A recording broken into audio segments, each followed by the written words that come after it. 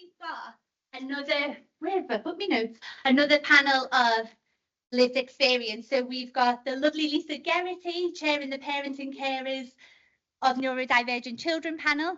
So they'll be sharing their experiences from a carer's perspective, joys, challenges, advocacy. I'm sure practicalities of navigating the education system is probably one of them.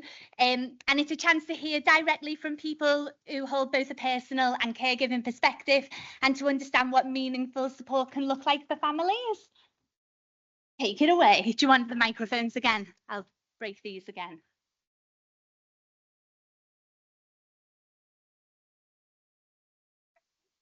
Seems working, yeah. Hi everybody, my name is Lisa Geraghty and I've worked at the University of Liverpool for 4 years. I'm a parent of an autistic girl. She's 17 and she was diagnosed at 14. I also have a son who's 19. He's not diagnosed, but he has recently started describing himself as neurospicy. So today I'm joined by Chris and Adele, so also members of the Parent of Neurodivergent Children support group that I set up here at the university about 18 months ago. I found it really useful finding a support group in Lancashire. I live in West Lancs. It really, really helped me when I was struggling to know how to best parent my child. And then at the university, I just started chatting to more and more staff who were going through similar challenges at home. So I decided to set up a support group based on the knowledge, I'm a mum, that's it. I don't have any other kind of qualifications regarding this. But hopefully today, sharing our stories will raise awareness of what neurodivergent children need to thrive, but also what it means for families who are navigating support systems, workplaces and daily life. So if we just start perhaps by introducing yourself and your child or children. Sure. Hi, I'm Chris. I work here in the IT services department. I've got a 20-year-old boy and a 16-year-old girl. They've both been diagnosed autistic. My daughter has also been diagnosed with ADHD. So they were both diagnosed around the end of primary school. Thank you. So I have 2 children. I have a daughter who's 11. She's been diagnosed with dyspraxia, anxiety, OCD, ADHD, and autism. And my son, who's 8, he has been diagnosed with autism officially. His autism is quite severe, and I don't like using it in those terms, but it gives you a sense of that. Because of that, he's not really had any other diagnoses because that's been enough to get him the help that he needs. But I think he's also ADHD because he doesn't sit down. Looking at the traits that I have and his sister has and his father, I'm pretty sure he's also ADHD. He's got global development delay as well. So until about age 1, he was making all of the usual milestones that other children do and then started to regress. He didn't really say the word mum until he was about 4 years old. He's still in nappies now, 8 years old, and he's what's called the Gestalt language processor. So he doesn't learn language in the way that other people do, where you start with one word and you use those words as building blocks to make sentences. He started with whole monologues from Jurassic Park, and can say the A to Z in dinosaur names, but can't say, "Mummy, help me." So it's a very different way of working and learning language, but it's been a real big challenge on that one. And as I said, both myself and my husband are also ADHD, so autistic and ADHD, which means that our house is a little bit chaotic, to say the least. So that's us. Thank you, Adele. I'm actually going to go off piece straight away, which is not a good idea because I know we're limited on time. But what was the journey to diagnosis like for your children? It was difficult, to be honest, because with Jake, my eldest first child, obviously when you have a kid, you don't know what it's like to have a kid. And so we thought Jake was, we didn't realise there were any issues with Jake until the first parents' night in primary school. and we were told that he had to be taught outside of the class, and it was such a surprise to us, to be honest. And so it was difficult to get a diagnosis from them because the school didn't know quite what was the matter. We didn't know quite what was the matter. We went through all kinds of different conversations and so on. Jake's autism is largely sensory, so he kind of becomes easily overwhelmed. So we had all through school, we'd get the phone calls. Jake needs to come home because someone had slammed the desk or what have you. So the path to diagnosis, was lots of conversations with school. Then it took a while. Then finally went on the autism pathway, and it took a couple of years really before he got the diagnosis. The same with my daughter. Really, it took a couple of years, and I think probably Jake has got ADHD as well. But again, I know it's hard talking in terms of spectrums and things and so on, but both my children are autistic, and they're both so different in how that expresses itself. And so Jake, I expect, does have ADHD as well, but Jake's autism has been more challenging than my daughter's, and so there's been a lot of focus on Jake and support, and so it feels like we are supporting ADHD as well as the autism as best we can. They kind of hide each other as well, don't they? Yeah. So, knowing in my brain, just from my own experience, I say I major in ADHD and minor in autism. My husband is the opposite, so of course we marry each other. And then the kids are pretty much the same as well, so they are completely different. So that's why that famous saying is, you've met one autistic person, you've met one autistic person, well done. But yeah, the path to diagnosis has been very different. Again, a girl and a boy. It's just so different. So Logan was, as I said, apparent from age 1 that something was different when he started to regress. I remember actually with Shell, she had a daughter who was around the same age, and she was, coming out with her monologues, and her speech was amazing, wasn't it? And Logan, I was like, why isn't Logan like that? But by this point, we'd already had Hannah. So Hannah, from the age of about 2, when you'd ask her to go into the kitchen to find something, and she'd be in there for ages and come back with a shoe or something, something totally random that we all put down to age. But we're like, she's only 2, she shouldn't be doing this. So that started that thought process of like, this isn't normal. So I started looking into it, as you do, get on Dr. Google, and I thought, maybe it's her age, but I think I've got ADHD. Looking at all this stuff, like, this just explains my entire life. In primary school, my nickname was, from the dinner ladies, was Mad Half Hour. Because that's what you do at break, though. But anyway, so I decided I would get a diagnosis to kind of help her get her diagnosis. So 6 years yesterday, in week 1 of COVID, I had the first Zoom appointment with Dr. Mason. And he was like, oh, there's no point in us meeting, is there? I was like, what do you mean? And he's like, you're off the scale, ADHD. Like I had a QB test a few weeks beforehand, and I was 99 percentile for hyperactivity and inattention, so I'm combined ADHD, so both, yay. But that did help, because then when Hannah got onto the pathway, then Logan came along, and Logan was on the pathway, so it did kind of help them as well. But the diagnosis journey was very different for each of them. I think that's what I'm hearing. Our journey, my daughter was misdiagnosed for years. She was seeing CAMS. We paid for a private child psychologist. She was having kind of anxiety sessions, CBT. Just missed. Nobody picked it up, and it was me. Again, Dr. Google, doing the research and speaking to this one lady who got it, who knew. She was an autism specialist, PDA specialist, and she just listened to my story and she said, yeah, I think she's autistic. And I burst into tears. It's the first person in probably 5 years of just trying to work out what on earth was going on.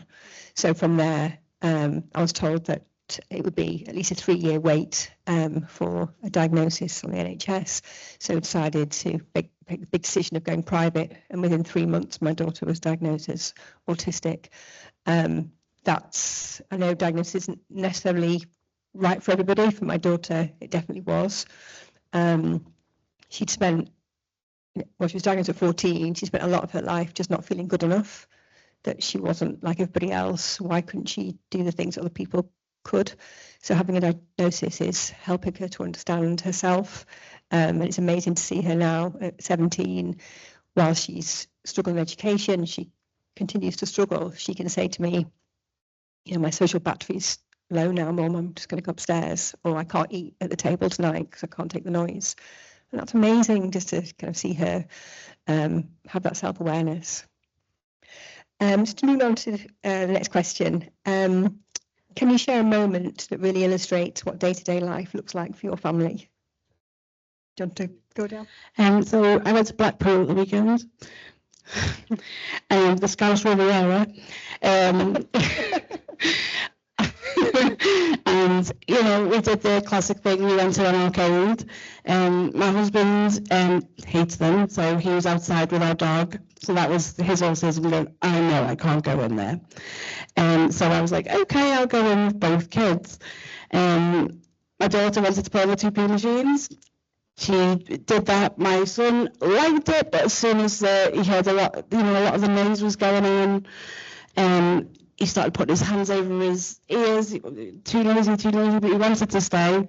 Hannah wanted to stay also, so she was playing. But I was getting overwhelmed because they were constantly, Mummy. I mean, on top of all the other information that my brain was processing in that moment, I started getting overwhelmed then. And by the time we left, I was close to meltdown. And my mum was just looking at me like, oh, you know, like trying to find an answer for what the answer was. And I'm like, I still don't know. I've been diagnosed for six years with ADHD, 1 year with autism.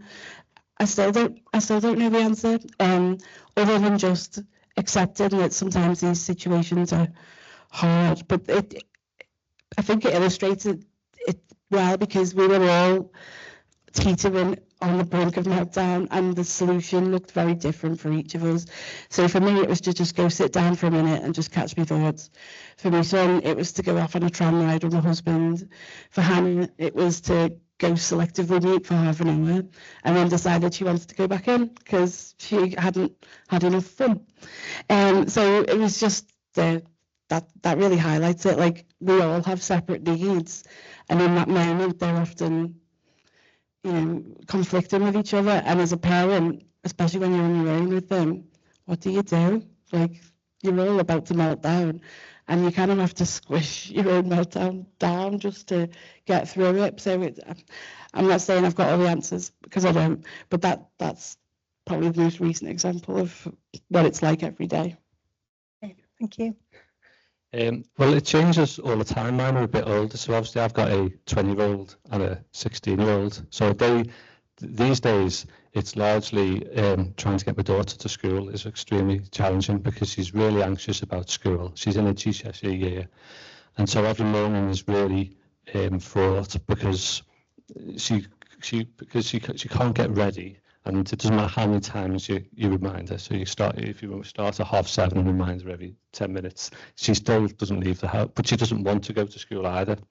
So she's holding herself back, and then that's making her worse. Yeah. So that's kind of the day-to-day at the moment.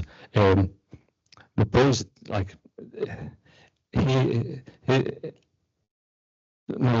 challenging thing with my boy is his awareness of his autism can make him quite depressed, and so the challenge with Jake would be if he's having a really low day, and he can be kind of, and then he'll become withdrawn, and he can become very sad. And also he has the sensory, he still is dealing with the sensory kind of issues. So, you know, and he will do the shutdown if things become too much.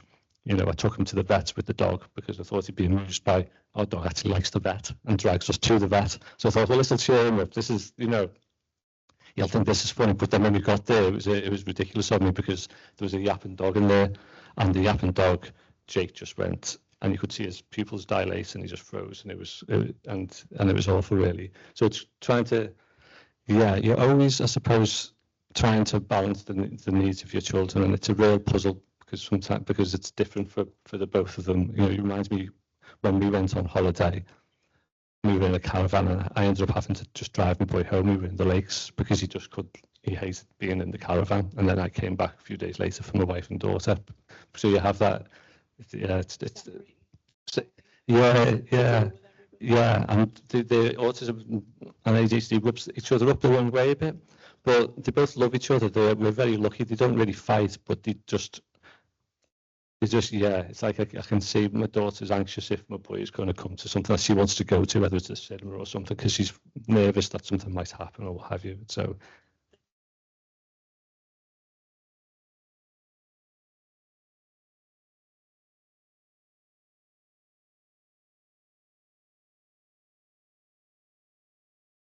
Yeah, you don't. Yeah, you don't. Sometimes you realise how much you are like that, and then it can quite take you aback when you realise how tense you're being. Sorry, I'm whittering. No, thank you. Yeah, I think what you were saying before, Chris, about what the norm is for your family. It's just the norm, so you don't necessarily know when your children are younger that it's any different from any other family.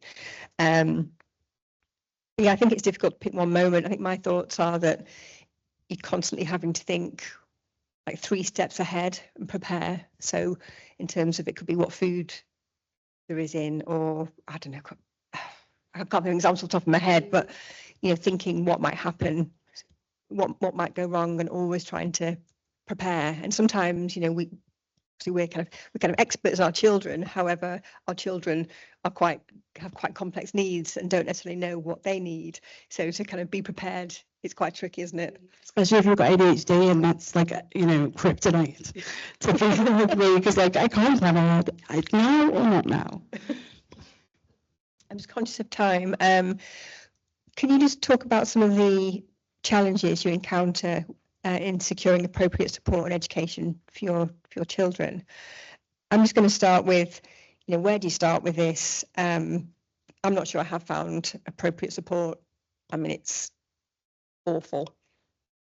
As I mentioned before about the route to diagnosis, we paid for it, but whether you pay for it or you don't pay for it, you get a diagnosis and then nothing. It's go off into the big wide world. It's not support for the parents, support for the young person about learning learning about yourself, tools to use or strategies to put in place. You're just left in the big wide world. It's hard to find information. There isn't like a one-stop shop where you can just go and research. Okay, so my child is struggling with anxiety and struggling going to school. What on earth do you do as a parent? Again, no. You just have to research, talk to people. It's not easy. I think the battle with school, I won't start on that because I know we don't have much time and I could sort of speak all day about it, but absolutely horrendous, threatened with legal prosecution because my daughter wasn't able to go because of anxiety. I mean, what? Fighting a school when it's already before 9 a.m. You've already had a couple of hours of intense negotiation of trying to get your child to school, and then it doesn't, on a day when it doesn't happen, and you're getting threatened with legal prosecution. It's like, is this really what you should be doing to help families? And trying to get an educational healthcare plan, support for your children because they can't learn in a traditional way in school. Again, it's just a huge fight. So my daughter's now college age, and she managed college for a term after not having been in school for 3 years. That was amazing. She's just dropped out, and I'm now starting to look at what happens next. What can a 17-year-old girl who wants to succeed, be happy, have a purpose, what is now out there for her? But again, it's me researching, where do you go? There's no one to help me. So that's one of my biggest complaints, is there's just not adequate support and systems are all broken. Bit harsh. Over to you two. I think that's probably the biggest lesson that anyone can learn on this journey, is that no one's coming to help except you. And you've got to be your child's advocate in everything. And sometimes it takes you places you didn't think you'd go, because you're constantly fighting all the time, which puts you in a negative frame of mind, constantly saying what they can't do. And the systems just aren't built for this level of need. Diagnoses of neurodivergent conditions are going up and up and up. There's not enough SEND places. that then puts a squeeze on everybody else. But I think the main challenge is to just the fight. Like I would love for it to be easy, and I've had it relatively easy. Like as I said with my son, because his needs were so severe, we were handed an EHCP on a silver platter. Here you go. As he gets easier because he's in the right setting, our eldest, who's been in mainstream, she's now in year 6 and she's going through exactly what your kids are. So I've seen the future. I know where she's headed, and I think that's the hardest part because I can't stop it. I haven't got any brakes on this like car that's running directly where your kids are right now. So I think it's just trying to fight. But most services don't really want to help you until you're there. It's not a prevention. It's a we'll deal with it when she's severe enough. So I think the creator online has got the best description for kids like my daughter, and it's a send betweener. She's too severe for mainstream and she's not severe enough for send. Where does she go? But again, I think it's just find your tribe and speak to people. And luckily, you know, we've been able to do the research ourselves. But what about people who can't for whatever reason? And also neurodivergence does tend to run in families. So, you know, there's also that. Here you go. You've just got 2 minutes, so I guess I would just echo what you both said. It's the same. It takes ages to get it diagnosed, and then when you are diagnosed, the schools are completely intransigent in that you've got the diagnosis, but then they won't help. So, like a small example is like my daughter's doing her GCSEs, and it's just overwhelming for her. We'd like her to drop one of the GCSEs that she's not interested in pursuing, and it's weighing really heavy on her mind. But they won't, because obviously we won't get into it all, but school is just politics, isn't it? And they just want to have the results and all the rest of it. So we've got the diagnosis, but it's a real struggle when you're in the school itself trying to get that support. And I think I echo in what Dan says about how it's a shame how all of this builds up the sort of negative impression of neurodiversity. It's almost like it's a problem to be fixed all the time, and that's really damaging, I think, for the children and their awareness of themselves that there's something the matter with them. There isn't. They're just they're just the same as us, but the stigma goes on to them from the school. Really, that's one of the things that really bothers me about it all. Just to finish off, I think it'd be useful just to mention just really briefly, a couple of points each, what workplaces can do to support neurodivergent families. So I guess my thoughts, I feel really well supported here. Sorry, I'm gonna get upset now. But flexibility, I want to be a really good mum and I want to be a really good employee. I'm quite a doer, and I am pulled between the two a lot. That doesn't feel great, but flexibility, and also I guess a line manager that takes the time to learn a little bit about, talk to me, what is life like for me, and what flexibility do I need. So I guess they're the two things that I appreciate, and they do happen here. So. Yeah, it's the same for me. I don't really have any complaints here, and I struggle with, I'm not diagnosed, but when my daughter was being diagnosed, my wife was, well, that's just a whole thing, really. Yeah. And so I struggle with gear changes. So if I'm at work and then something comes up, especially working from home, and then something's the matter with Jake or with my daughter Amber, or something comes to pivot onto having to deal with the issues to do with my children, I find that really difficult. But now I'm supported as well. I've got my team. There's a lot of parents in my team and managers of parents and all the rest of it. And I think, and they've all got good perspective on work and work-life balance and so on. So I've been lucky. Okay, so I promise I'm not a plant, but I also have a really good experience here. As a chair of the staff support group, I do know that that's not the case everywhere. So I would say to reach out for support from the D&E team, from Jay, and from people like myself or Jenna as chairs of the Disability or Neurodivergent Staff Network. I think what a good line manager can do is just get curious. Well, how does it feel? That's just a human thing, in my opinion, but not all of them think that way. I said patience and curiosity, flexibility and empathy. We're going through a lot. It's not going to last forever. So, yeah, thanks. Great, thank you.